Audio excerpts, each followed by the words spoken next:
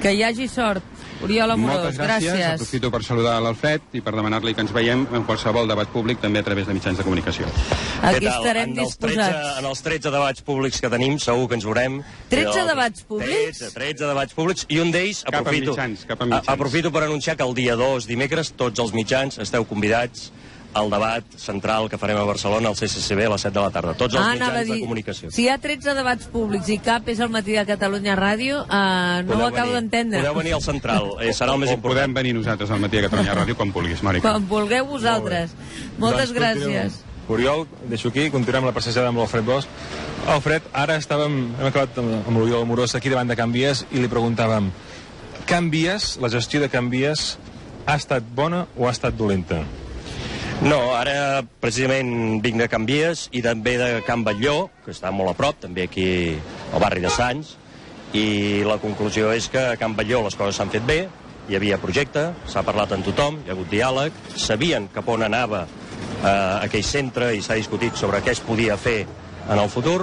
A Can Vies això no ha passat. Això no ha passat, no hi ha hagut ni prou discussió sobre el projecte, sobre què es volia fer en aquell espai, però és que tampoc hi ha hagut diàleg en els últims temps, i això és el que ha portat als problemes que hem vist. I pel que fa al model de ciutat que proposa Alfred Bosch, que parla d'un gran cinturó verd que envolti Barcelona al voltant dels centres logístics, en què consistiria això? Què és el gran cinturó verd que proposa Alfred Bosch?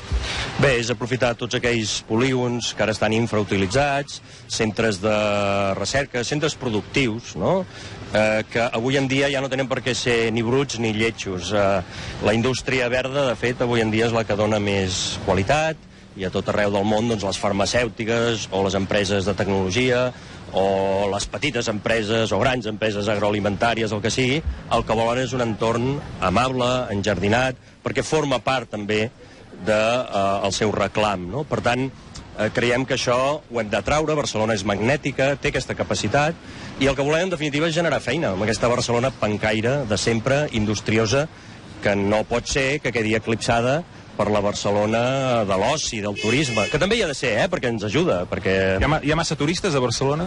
Home, a veure, jo el que sí que diria és que si en volem portar més i els continuem ficant als mateixos llocs, no ens hi cabran. Per tant, diguéssim, o bé canviem el model, o bé, doncs, o també, diguéssim, doncs, i mirem que el turisme s'eixampli una mica més i que es reparteixi una mica més a la ciutat, o les dues coses, no?, perquè ara mateix, vull dir, les zones turístiques de Barcelona ja estan molt saturades, i l'èxit, perquè ha estat un èxit, s'ha fet molt bé, s'ha de dir, però aquest èxit, pujant al cavall, al final és que potser caurem per l'altra banda del cavall, no? Hem d'anar alerta de no morir d'èxit. Entrem aquí davant d'un forn, entrarem dins del forn, a veure si trobem la fornera, que ara s'acaba d'amagar, atenció, s'acaba d'amagar la fornera. Ara surt, espera't un moment. No deixis amagar la fornera, Hola, bon dia. Demana-li un croissant. Una pregunta només li vull fer. Coneix aquest senyor d'aquí? No ho tinc vist, però perdona que ara et faig sortir a l'encarregada, que ella sí... És que jo tinc feina, no puc entretindre. Jo sóc una... Espera un moment. És igual, és que ara volen fer sortir l'encarregada. No cal. Entrarem a una altra botiga. L'autoritat, està a punt de sortir l'autoritat, vols dir, no? Sí, s'ha espantat una miqueta, primer s'ha amagat. Bé, s'acaba trobant vianant, aquest senyor. Doncs sí, és candidat a Esquerra Republicana per les municipals. Molt bé. És militant d'Esquerra, vostè? No. Simpatitzant? Simpatitzant, amic d'Esquerra? Sí, simpatitzant d'Esquerra, sí. Per tant, votarà a les primàries? Per tant, vostè votarà a les primàries? A les primàries no, però quan arribin les municipals sí. Els simpatitzants, en teoria, poden votar a les primàries, no, Fred? Sí, no, jo entenc que el que deu dir el company és que simpatitzant, però no oficial, no inscrit oficialment, des de fa com a mínim 3 mesos. Tots els que estan inscrits oficialment, que reben informació a casa i tenen una antiguitat de 3 mesos, aquests tots poden votar, però m'imagino que no deu ser el cas. No, no és el cas. I què li demanaria vostè, si Alfred Bosch fos el candidat d'Esquerra Republicana a l'alcaldia de Barcelona, què li demanaria? Pues potser serietat, potser una Barcelona més dels ciutadans, i ja que estem a Sants, una Barcelona més dels barris. Ja que a Sants no podem tornar 100 anys enrere, que a mi ja m'agradaria que fóssim un municipi, doncs que es noti que això és Barcelona, però que és Sants també, tu. Això de l'independentisme... Que tenim una personalitat pròpia. Això de l'independentisme està fent mal, Bosch, com ho faríem? Dins del seu programa electoral, la ciutat dels barris, i és? O sigui, com es potenciarien els barris de Barcelona? Sí, jo crec que la descentralització ha de funcionar de debò i s'ha d'escoltar la gent. El que estaria molt bé, per exemple, és que els consells de districte fossin triats, fossin escollits, i els presidents i els regidors presidents dels consells de districte doncs realment poguessin ser triats, i no com ara que són nomenats, no?, per delegació. Clar, això fa que realment els districtes no tinguin autonomia, sinó que sí, bueno, diguem adeu al Que se'n va. el simpatitzant.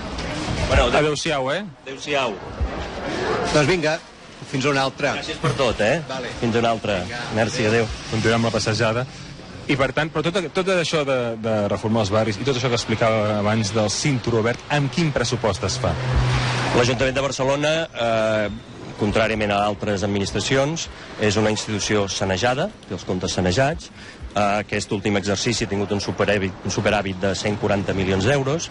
Pot dedicar, com ha fet l'últim exercici, entre 300 i 400 milions d'euros a inversions, és a dir, més enllà de la despesa corrent, i a més, és que recapta el 54% dels seus impostos. És a dir, la diferència amb la crisi i l'asfíxia financera en què es troba la Generalitat, per exemple, doncs és abismal. L'Ajuntament de Barcelona té marge, pot aplicar polítiques fiscals, pot oferir deduccions de l'IBI, de l'IAE, de les taxes, dels permisos. Per tant, el que cal és una mica més d'imaginació, d'estímul a la gent que vol donar feina, que vol generar ocupació, i també inversions puntuals allà on són més necessàries. Es pot fer, els diners hi són.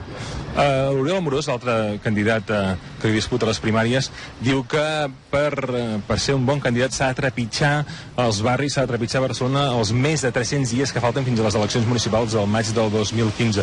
Vostè és ara mateix diputat al Congrés dels Diputats. Si surt escollit candidat d'Esquerra a l'alcaldia, deixarà l'escó? En el moment en què obtingui l'acte de regidor, deixaré l'escó de diputat a Madrid. Abans no. Com a candidat, no. En el moment en què a mi m'encarreguin una feina a l'Ajuntament de Barcelona, evidentment deixaré la feina de Madrid, perquè Barcelona és més important que Madrid. I a més, diguéssim que serà al final de la legislatura, perquè segurament això passarà després de les eleccions municipals, segur, cap al juny, i per tant, al setembre, com a molt tard, es dissolen les Corts Espanyoles. Això vol dir que entremig quedarà juliol i agost, que no és període de sessions. Per tant, s'encadena perfectament una feina a Madrid amb la feina que jo vull fer a Barcelona. Cosa que, per exemple, no és segur que passi al Parlament de Catalunya. El Parlament de Catalunya vés a saber quan es dissoldrà, oi? D'acord. Ara hem entrat en una altra botiga de roba. Només una pregunta molt petita, encara va fent que no amb el cap. Molt petita. Els hi fas por, David, els hi fas por. No. Sí. Sí. Puc donar la mà? Sí, home, sí. Gràcies, Sí, ell és vol ser candidat d'Esquerra Republicana a l'alcaldia de l'Ajuntament de Barcelona. Ho sé. Si surt escollit com a candidat d'Esquerra i, per tant, es presentés a les eleccions municipals de l'any que ve per ser alcalde, què li demanaria? Justícia, li demanaria. Justícia política. Això és el que li demanaria. Justícia política, què vol dir? Pues, bueno, que siguessin justos amb les polítiques a tots els nivells. A nivell de sanitat, d'ensenyament, a veure, tornar una altra vegada a la llei de dependència, amb les coses que verdaderament són importants per a la societat. Que aquesta és, per mi, la mancança que tenen avui en dia els polítics. De dretes i d'esquerres, Vull dir, I pel que fa al barri de Sants, hi ha alguna petició en concret que faria? no, la veritat és que no. Està contenta? Sí, no sé, sí, en principi sí. Com us va la botiga? Aneu fent? Sí, anem fent, sí. I l'eix comercial de Sants, això ajuda, funciona?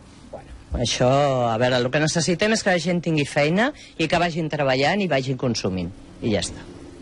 Molt bé, moltes gràcies. Jo crec que estic totalment d'acord, Totalment d'acord. El que passa que, diguéssim, per mi, doncs, enteneu que és més fàcil dir-ho que no pas fer-ho, no?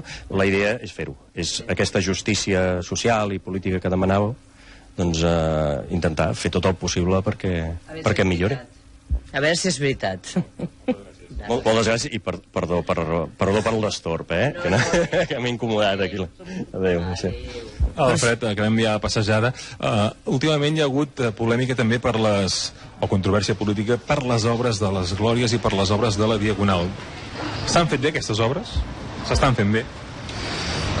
Les obres de la Diagonal o de la plaça de les Glòries? Les dues, amb una sola pregunta. A la plaça de les Glòries era necessari. Allò era el tambor aquell, doncs, era un nyap amb el cor de la ciutat, segons Ildefons Cerdà, no? El cor d'aquesta Barcelona de l'Eixample i tal. Per tant, allà s'havia de fer, s'havia d'enjardinar, s'havia d'obrir als veïns, s'havia de fer una cosa una mica més cívica, no? I per tant, s'està fent bé. Hem trigat massa, això també s'ha de dir. La pregunta és per què hem trigat tant, però bé, s'està fent, per tant, endavant.